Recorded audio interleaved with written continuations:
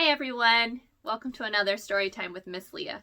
We had a little bit of a mix-up with our live video yesterday, so it didn't get put up, but we thought we would record the end of My Father's Dragon today and put it out. So hopefully if you missed it yesterday or you were expecting it yesterday, you'll catch this one so you won't miss the end of our book. But before we get to our story, as usual, I do have something from nature to share with you guys. So this one is right from my yard. Okay, so I picked these flowers that grow in my yard, and these flowers, they're a perennial, which means that they come up every spring without me having to do anything at all. And one of the things that I like about nature is that I get to kind of be a detective. And I talked about that the other day. Like when I don't know what something is, or I don't know the name of it, or I don't know, like I've never seen it before, then I can look at the clues that are there. So with these flowers, I know what color they are. Do you see what color they are? They're kind of real light purplish pink. And I know what time of year they grow or bloom. And I know what their leaves look like. And there's other clues too, like this one happens to grow in the shade. So I can use those clues and then I can look it up and find out what these are called, okay? So I look them up and these have a cool name and they go right along with what we're doing in Godly Play. These are called Lenten roses, and they're called Lenten roses because they're one of the flowers that blooms the earliest, kind of like the daffodil or the crocuses that we've been talking about. And so these are called Lenten roses because they usually bloom during Lent. And they're one of those signs of spring that we've been talking about, where we can go outside and we can notice the things that are changing around us as the weather starts to get warmer. Spring doesn't happen all at once. It happens slowly over time. And if you're not watching, sometimes you'll miss it. And that's the same thing we've been talking about with Easter, is that sometimes if you're not watching, you'll miss the mystery of Easter. So I hope that you guys will join me tomorrow for Godly Play, and I'll talk more about that at the end, and then we'll talk a little bit more about Easter tomorrow, okay? I do have a poem because we're getting to the end of March, and so I looked up a poem called Written in March by William Wordsworth, and he is the same poet that wrote about the daffodils. I think I read that poem the other day. So Written in March by William Wordsworth. The cock is crowing, the stream is flowing, the small birds twitter, the lake doth glitter, the green field sleeps in the sun. The oldest and youngest are at work with the strongest, the cattle are grazing, their heads never raising. There are 40 feeding like one. Like an army defeated, the snow hath retreated, and now doth fare ill on the top of Bear Hill. The ploughboy is whooping, anon, anon. There's joy in the mountain, there's life in the fountains. Small clouds are sailing, blue sky prevailing. The rain is over and gone. And I'm going to say that last line again. The rain is over and gone. We're going to hope for blue skies prevailing and the rain to be over and gone really soon here where we live. But today is a rainy day, but the sun will come out and we will have sunny days ahead. Now, we're going to get to the end of our book. We're reading chapter 9 and chapter 10 today. Now, yesterday, or the day before yesterday when we read this, our friend Elmer had met a lion. And do you know what he had in his knapsack to distract the lion so he could get away? The lion had a snarly mane, and so our friend Elmer had a comb and a brush and some hair ribbons, and he distracted the lion by helping him do his hair. And then Elmer met a gorilla, and the gorilla was annoyed with the little fleas that were in his fur, and he was all itchy. And the monkeys were what the gorilla used to get all the fleas off of them. And so our friend Elmer gave the monkeys magnifying glasses so they could find the fleas and help the gorilla. And then Elmer was able to get away. So Elmer is still trying to find the dragon. And let's find out how he does it. Chapter 9. My father makes a bridge. My father walked back and forth along the bank, trying to think of some way to cross the river. He found a high flagpole with a rope going over to the other side. The rope went through a loop at the top of the pole and then down the pole and around a large crank. A sign on the crank said, "To summon dragon, yank the crank. Report disorderly conduct to gorilla." From what the cat had told my father, he knew that the other end of the rope was tied around the dragon's neck, and he felt sorrier than ever for the poor dragon. If he were on this side, the gorilla would twist his wings until it hurt so much that he'd have to fly to the other side. And if he were on the other side, the gorilla would crank the rope until the dragon would either choke to death or fly back to this side. What a life for the baby dragon! My father knew that if he called to the dragon to come across the river, the gorilla would surely hear him. So he thought about climbing the pole and going across on the rope. The pole was very high, and even if he could get to the top without being seen, he'd have to go all the way across hand over hand. The river was very muddy, and all sorts of unfriendly things might live in it. But my father could think of no other way to get across. He was about to start up the pole when, despite all the noise the monkeys were making, he heard a loud splash behind him. He looked all around in the water, but it was dusk now, and he couldn't see anything there. "It's me, Crocodile," said a voice to the left.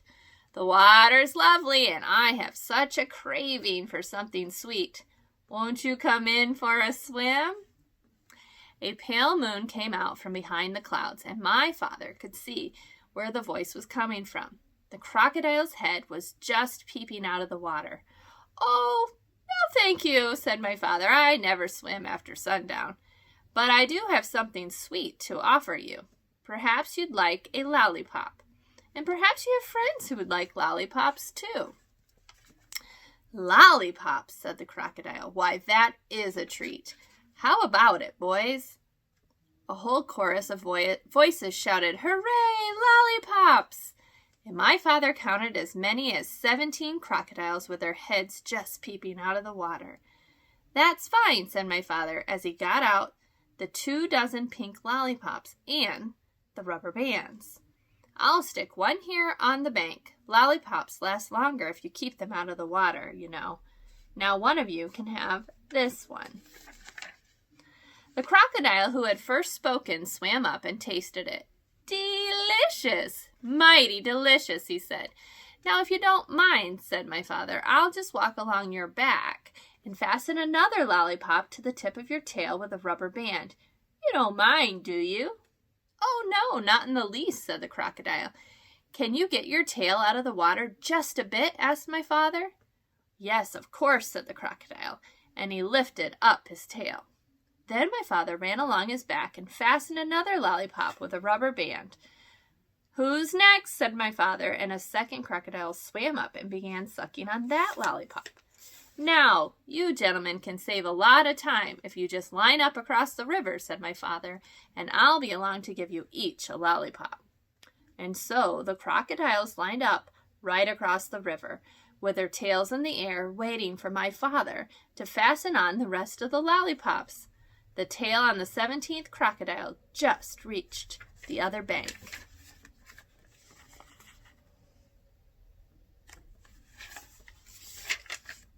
Chapter 10. My father finds the dragon. When my father was crossing the back of the 15th crocodile with 2 more lollipops to go, the noise of the monkeys suddenly stopped, and he could hear a much bigger noise getting louder every second. Then he could hear 7 furious tigers and 1 raging rhinoceros and 2 seething lions and 1 ranting gorilla, along with the countless screeching monkeys, led by 2 extremely irate wild boars, all yelling, "It's a trick! It's a trick! There's an invasion and it must be after our dragon! Kill it! Kill it!" The whole crowd stampeded down to the bank. As my father was fixing the 17th lollipop for the last crocodile, he heard a wild boar scream. "Look, it came this way. It's over there now, see?" The crocodiles made a bridge for it, and just as my father leapt onto the other bank, one of the wild boars jumped onto the back of the first crocodile. My father didn't have a moment to spare. By now, the dragon realized that my father was coming to rescue him. He ran out of the bushes and jumped up and down, yelling, "Here I am! I'm right here! Can you see me? Hurry! The boar is coming over on the crocodiles, too! They're all coming over! Oh, please, hurry, hurry!" The noise was simply terrific. There's our dragon.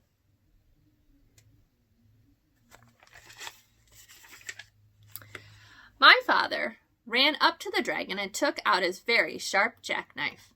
"Steady, old boy, steady. We'll make it. Just stand still," he told the dragon as he began to saw through the big rope.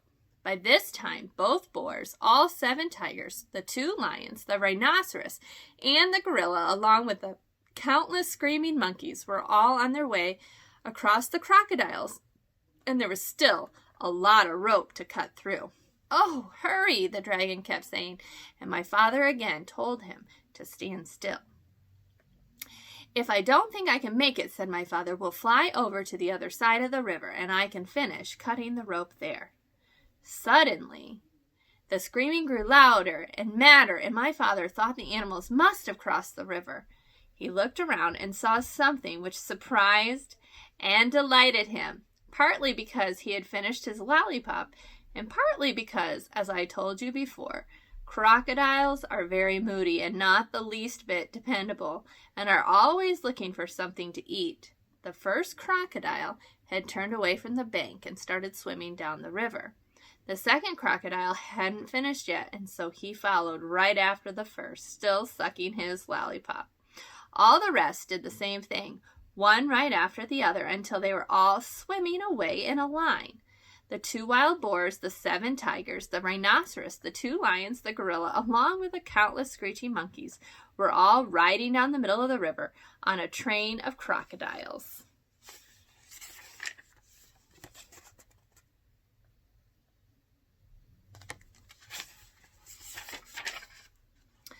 And the crocodiles were still sucking pink lollipops and all yelling and screaming and getting their feet wet. My father and the dragon laughed themselves weak because it was such a silly sight. As soon as they had recovered, my father finished cutting the rope, and the dragon raced around in circles and tried to turn a somersault. He was the most excited baby dragon that ever lived. My father was in a hurry to fly away, and when the dragon finally calmed down a bit, my father climbed up onto his back. "All aboard," said the dragon. "Where should we go?" "We'll spend the night on the beach, and tomorrow we'll start on the long journey home. So now it's off to the shores of Tangerina," shouted my father, as the dragon soared above the dark jungle and the muddy river and all the animals bellowing at them and all the crocodiles licking pink lollipops and grinning wide grins. After all, what did the crocodiles care about a way across the river? And what a fine feast they were carrying on their backs. As my father and the dragon passed over the ocean rocks, they heard a tiny, excited voice scream, "Bum-cack! Bum-cack! We need your naggin! We need our dragon!" But my father and the dragon knew that nothing in the world would ever make them go back to Wild Island. And that's the end of My Father's Dragon. Now, there are 2 more books in this series, and I only have the 3rd one. I don't have the 2nd one, so we'll have to see if we can get a hold of that, and maybe if we get a chance, we'll read those books too.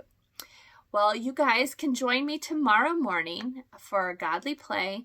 We'll have a watch party, so keep an eye out on Facebook to find out what time that will be, and we can all watch it together. And I would love to hear how you guys are preparing for Easter at your homes. It's getting close. It's just next week will be Palm Sunday, and the week after that will be Easter. All right. I love you guys. I miss you all.